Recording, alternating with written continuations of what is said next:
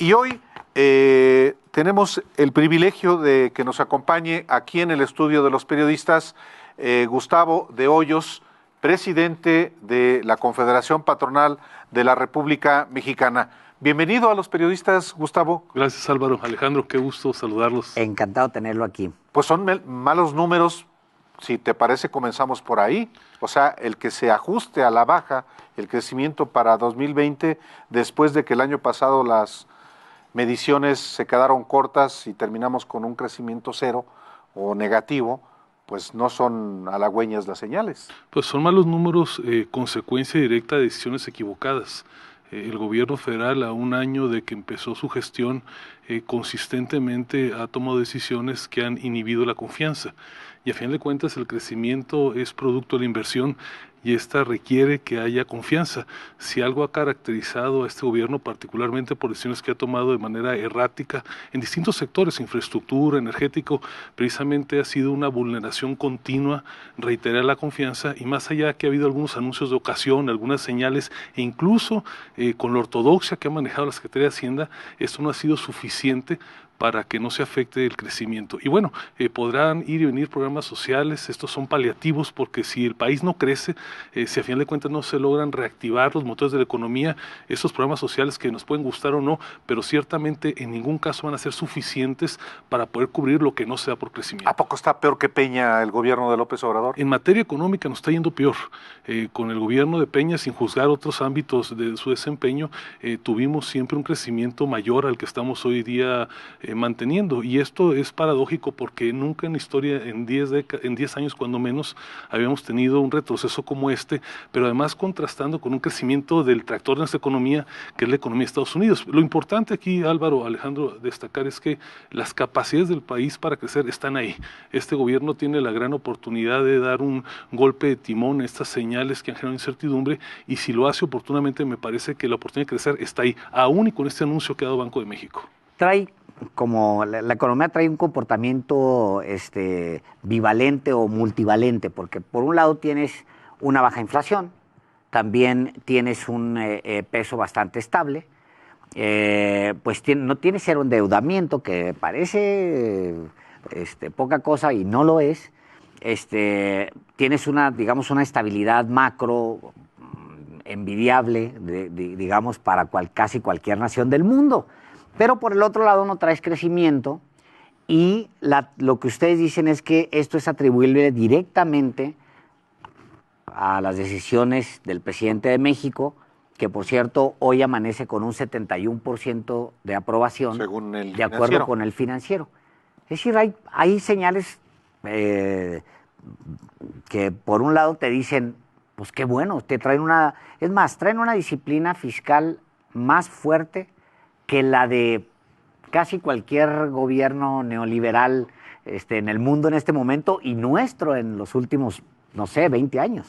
Sí, a ver, nosotros en Coparmex reiteradamente hemos reconocido de que en el ámbito de la disciplina presupuestaria, el gobierno federal ha hecho bien su tarea.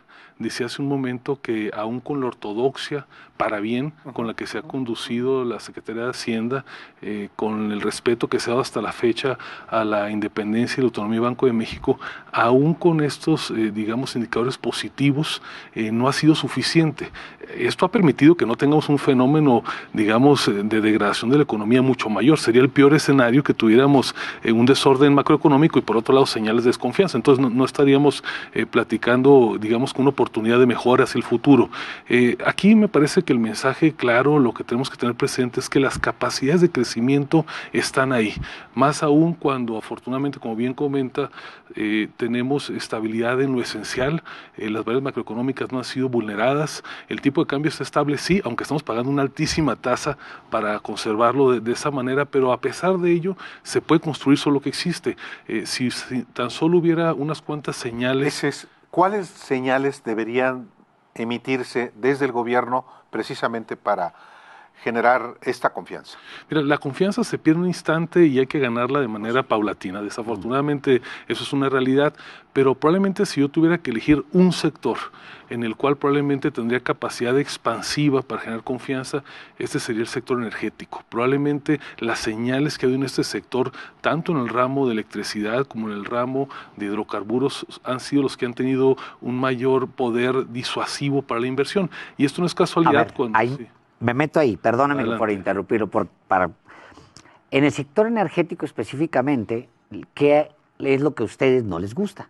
Bueno, prácticamente la reforma energética que se aprobó en la sesión anterior de facto ha quedado, si no abrogada, sí congelada. Hay una gran cantidad de proyectos. El presidente cada fin de semana, cuando recorre algún lugar del país, dice que no se va a permitir la participación del sector privado en esta empresa productiva del Estado, y no obstante que entre semana se está construyendo mesas de consenso, no obstante que hay exactamente, y que parecería que una parte del gobierno de manera explícita tiene la decisión de construir confianza y de generar caminos para esta inversión, pues los mensajes del presidente son claramente inconsistentes. Y bueno, pues presidente mata jefe de oficina, ¿no? Pues sí. Entonces, Sí. ahí, a ver, deja plantearlo en positivo. Hay una gran oportunidad. En el mundo entero hay dinero barato. México es un gran destino de inversión, no solamente en el sector energético, pero también en esto. Y si se aprovecha esta coyuntura máxima con todas estas situaciones que están pasando, lo mismo en Inglaterra que en China con las cuestiones de la enfermedad, la oportunidad que tiene el país me parece que no se puede dejar pasar. El sector energético mexicano es muy delicado. O sea, viene en un empaque de lo mexicano, pues, ¿no? El tema del petróleo, la nacionalización y luego ahora la apertura, etcétera, es muy mexicano. O sea, todo eso va con pincitas siempre. El tema es que la reforma energética de Peña, pues no le entregó a los mexicanos ningún rendimiento. Es probable que haya, pues no sé, dentro de 20 años una cosa mayúscula, etcétera. Eso, y aunado a la corrupción, pues le da a López Obrador, le pone en las manos, digamos, el bono para tomar decisiones o no. Nosotros lo que hemos señalado es que si el presidente tiene, ya no digo evidencias, sino indicios de que algún contrato, alguna licitación se llevó a cabo, digamos, desatendiendo la ley, más aún con un acto de corrupción, pues que vaya y presente las denuncias correspondientes. No hay hoy en día una sola denuncia. Sobre los contratos. Sobre los contratos o sobre los procesos de licitación. O sea, se ha dicho una y otra vez por el presidente, y por el secretario de Energía, por los directores de las empresas productivas del Estado, que hubo contratos ilegales, que no se observaron las normas. Bueno, yo quisiera ver dónde están las denuncias, dónde están los juicios de nulidad. Parecería mera retórica, digamos, un poco un pretexto para anclar una posición ideológica. Y hoy en día, en los países del mundo, no importa que sean de izquierda o de derecha, la necesidad de abrirse a la apertura, sobre todo en un país como México, que no puede invertirle con recursos propios en la cuantía que se requiere, pues no es una elección. Estamos llegando tarde a la cita. México no hizo su reforma energética cuando debió haberla hecho, probablemente en la época del presidente Zedillo. Recuerden que hubo varias reformas fallidas, a veces culpa del PAN, a veces culpa del PRI. Finalmente se logró en el periodo del presidente Peña Nieto, y me parece un despropósito que, habiendo llegado tarde esta cita, porque es una realidad, si hubiéramos llegado a tiempo, no tendríamos los problemas de, digamos, de crecimiento y los riesgos sistémicos que hoy tienen Petróleos Mexicanos. Gustavo de Hoyos, presidente de la Confederación Patronal de la República Mexicana. Tú has tenido comunicación con funcionarios del gobierno. ¿A qué acceso has tenido, a qué nivel has tenido acceso con funcionarios del gobierno? ¿Con el secretario de Hacienda? ¿Con el jefe de la oficina de la presidencia? ¿Con el presidente de la República, no? A ver, cotidianamente la Coparmex, a través de su presidente, pero a través de todos los voluntarios que tenemos el liderazgo, tenemos una comunicación, les diría, casi cotidiana, con el primer círculo del presidente, con el jefe de su oficina, con su jefe de asesores, con su consejero jurídico y prácticamente con todos los secretarios de Estado. La comunicación, debo decirlo, en los temas de la agenda inercial discurre de manera normal. No tenemos ninguna queja, ningún reproche de que haya una falta de comunicación o que haya una cerrazón, no podría decirlo. Es más, podría señalar que muchos de estos temas de la coyuntura cotidiana lo resolvemos hasta casi con un WhatsApp. Hay una gran fluidez en lo cotidiano, lo digo con toda claridad, un gran reconocimiento por ello. Nuestra crítica fundamental tiene que ver con los asuntos de fondo, donde se define si la economía crece o si decrece. Y ahí es el presidente de la República. Pues es el presidente, porque a final de cuentas en México tenemos un jefe de gobierno que está investido de un cúmulo de facultades, y particularmente que en este caso es un jefe de gobierno que ejerce no solamente las facultades explícitas, sino las implícitas, ¿no? Hay una gran centralidad, una presidencia cuasi imperial como no la veíamos en muchos años, ¿no? ¿Usted lo llamaría errático? Continuamente errático. Continuamente ha habido una serie de decisiones que están apartadas de una lógica de país, algunas veces rayando en lo perverso.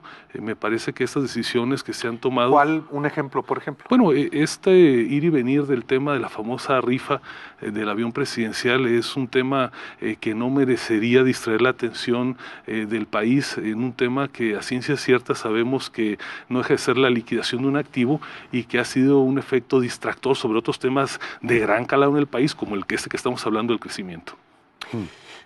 Ahora, usted no ha tenido, tú no has tenido, Gustavo, no has podido intercambiar puntos de vista con el presidente de la República. Directamente con él, no en lo cotidiano, en ocasiones esporádicas. Un caso donde esta comunicación fue muy fluida fue precisamente en el tema de la fijación de los nuevos salarios mínimos. Es un tema donde tenemos una visión concurrente. Sí. Desde que el hoy presidente era candidato, suscribió un compromiso de hacer suya la agenda de la Coparmex por una nueva cultura salarial. Yo debo reconocer que como nunca antes, y me ha tocado ya por muchos años participar en este proceso, el presidente y su equipo fueron absolutamente respetuosos, sin intrometerse de forma alguna en el proceso de negociación entre los sindicatos patronales y las cúpulas obreras, y el acuerdo que se logró en el salario mínimo, que es histórico, es un producto del respeto del gobierno y de la altura de la negociación de los actores del sector obrero y de nosotros. Sí, eso inclusive aquí lo informamos, pues no fue una decisión solamente del gobierno, fue de una manera muy relevante la participación de la Coparmex. No fue del gobierno, el gobierno no tuvo nada que ver. Yo les puedo decir categóricamente que tomamos el acuerdo y se lo anunciamos. El gobierno no tuvo absolutamente nada que ver en ese anuncio. Reconocemos que no haya interferido como pasó en otros momentos, particularmente en el gobierno del presidente Peña Nieto. Ustedes saben que yo tuve la Coparmex notorios disensos con el gobierno porque la visión de la Coparmex en materia salarial que era ustedes salieron a protestar por el aumento, exigiendo un aumento al salario. Sí, nosotros tuvimos en varios momentos notorios disensos con la visión del gobierno del presidente Peña, que mantenían esta idea de frenar la evolución del salario mínimo. Claramente tuvimos un disenso y creo que estuvo debidamente documentado hasta la saciedad. Con la misma claridad que lo tuvimos con el presidente Peña, debo decir que con el presidente López Obrador y con su gobierno ha habido un claro disenso. Es más, el mejor consenso posible, que ha sido un respeto, lo digo claramente, irrestricto a la negociación que hicimos. Aunque claramente el tono de la crítica de la Coparmex y tú como su presidente es contrastante con López Obrador. Con Peña no te vi muy crítico en términos de corrupción. No, perdóname, Álvaro, me parece que ahí o no registraste correctamente. Nosotros hicimos la primera manifestación pública en contra de un presidente de empresarios en el Ángel de la Independencia, y fuimos los protagonistas principales de impulsar toda la modificación del Sistema Nacional Anticorrupción, la Ley 3 de 3, como nunca antes en la historia de una organización empresarial. Hicimos alianzas con organizaciones de izquierda, de derecha, de centro, y juntos impulsamos la más importante agenda. Es más, nunca en la historia de este país se había impulsado desde el sector privado una agenda de este calado, que derivó en la reforma de la Constitución, de 12 leyes ordinarias y de 32 constituciones locales. En todo caso, la confrontación con el propio presidente de la República se ha dado también, por ejemplo, porque tú, como presidente de la Coparmex y otros organismos patrocinados por Claudio X González, hijo, y el padre también, estaban sometiendo a un sabotaje legal el aeropuerto de Santa Lucía. Yo no coincido con el calificativo. Yo soy parte del colectivo No Más Derroches. Ejercer un derecho con base a los ordenamientos legales en ningún caso puede considerarse un sabotaje. Nosotros pensamos que es una defensa del Estado de Derecho. Es claro que la cancelación del aeropuerto de Texcoco es la decisión que más le ha costado al país. Ha sido irracional desde principio a fin, y nosotros lo que hemos hecho como ciudadanos, 147 ciudadanos, es interponer los medios de defensa que marca la ley. No hemos ido ni a tocar las puertas a Palacio. ¿Qué hubiera sido lo ideal con ese aeropuerto? Mira, probablemente lo que más dañó la confianza no fue ni siquiera la decisión de la suspensión. Antes de la suspensión, don Gustavo, o sea, ¿por qué ese aeropuerto tiene sospechas de corrupción que desgraciadamente, yo escribo sobre eso este lunes porque pues pasa un año y ¿a qué horas van a empezar a juzgar a Peña? ¿A qué horas van a empezar a juzgar a toda la lista de corruptos que hay, o de presuntos corruptos, y a qué horas nos los van a poner en la nación? Pero, ¿qué se hubiera hecho con ese aeropuerto que hubiera traído algo de satisfacción a los empresarios? Si era una denuncia de corrupción tras otra en ese aeropuerto, ¿qué se pudo haber hecho? A ver, primero que nada, si el presidente tenía, primero como candidato, después como candidato triunfante, después como presidente electo y ahora como presidente constitucional, indicio, evidencia de un acto de corrupción, me parece inaceptable que después de un año no exista. La Auditoría Superior de la Federación lo documentó año con año. ¿Y dónde están las investigaciones, las carpetas de la Fiscalía General de la República? Esa es la pregunta. Si está documentado, si hay elementos suficientes, ¿por qué ahora que tenemos un fiscal independiente no hay una sola investigación en curso? Ahora, digamos, el planteamiento de la Coparmex es muy claro. Hay que limpiar el aeropuerto. Si hay cualquier contrato, cualquier asignación, concluido o no, que tenga sospechas de ilicitud, tiene que ser investigada a profundidad. Pero no cancelarlo. No, porque por una sencilla razón. Porque sobraban y sobran, me atrevo a decir todavía a esta fecha, interesados privados, nacionales y extranjeros, en poder absorber todo lo que fue el costo que llevó a cabo, que efectuó el gobierno anterior y el actual, incluso el costo del rescate, y darle viabilidad al aeropuerto sin que el gobierno federal tuviera que destinar un solo centavo y en cambio sí pudiera tener un rendimiento. Miren, nosotros... ¿No está muerto entonces el aeropuerto de Texcoco? Se muere cada día en la medida que las obras van teniendo obsolescencia, en la medida que avanza el costo-oportunidad sin que se concluya. Lo que sí puedo decirles categóricamente que el presidente mintió de manera contumaz ante la Coparmex, porque yo le hice la pregunta expresa el 26 de mayo de 2018 como candidato, y nuestra pregunta fue muy concreta. Si hay una empresa, un grupo de empresas que en un procedimiento público, auditado, le permitan al gobierno federal recuperar lo invertido, concluyan la obra y lo operen con un rendimiento para el gobierno federal, ¿usted estaría dispuesto a que se concluyera? Me dijo, sí, así sí. Y la verdad es que pues no cumplió con esa palabra. Sí, efectivamente. Desde entonces ha estado tirante la relación. Usted ha sido muy crítico con López Obrador, pues su derecho. La Coparmex siempre ha sido una especie de partido político. No un partido político, pero siempre una institución de vanguardia. Pues la defendiendo los patrones, pues no más faltaba que no. Bueno, somos un sindicato patronal. La Coparmex surgió hace 90 años y esa es su vocación. Nosotros, así está escrito en nuestros estatutos, es reunir, representar y defender los intereses legítimos del sector privado. Oiga, Gustavo, usted ha sido también muy crítico de la reelección, o de la supuesta reelección de López Obrador, de esa pretensión. ¿Qué dato tiene en el sentido de que López Obrador quiere reelegirse? Bueno, lo que el presidente ha dicho, y ahora ya es ley, es que pretende llevar a cabo un ejercicio de revocación de mandato. ¿Y eso qué tiene que ver con la reelección? Nosotros, déjame plantearlo con claridad, señalamos en su momento que esta no era una iniciativa que debía de aprobarse. Hoy es derecho positivo, está en la Constitución, es un procedimiento que está así planteado y habrá que atenernos a sus circunstancias. Hoy en día, y ese es el punto siempre de la Coparmex, es derecho aplicable. Si el presidente decide a través de los procedimientos legales convocar o hacer que se convoque a este procedimiento, pues habrá que participar en él. ¿Usted ve a López Obrador reeligiéndose? Espero que no. Espero que no pero caiga. Si lo veo o no. No lo veo hoy en día, espero no equivocarme. Veo un presidente que quiere, establecer una forma muy particular de gobernar a través de este mecanismo de la revocación de mandato. ¿Cuántas reelecciones lleva usted? Es mi quinto año al frente de la Coparmex. Me anticipo, hay una clarísima diferencia. La Coparmex es un sindicato de patrones y los patrones que forman parte de la Coparmex son los que deciden el tiempo que debe estar un dirigente. Yo he sido electo por unanimidad, te lo aclaro, el 100% de los votos no los tiene Obama, el 100% Álvaro, el 100%, no faltó ni uno solo. ¿Usted se acuerda cuántas reelecciones tuvo Porfirio Díaz? No lo recuerdo, pero estuvo 30 años. 7. ¿Cuántas lleva usted? No, a ver, la Coparmex establece 5. sus estatutos. No es cierto, Álvaro, perdóname, son 4. Ah.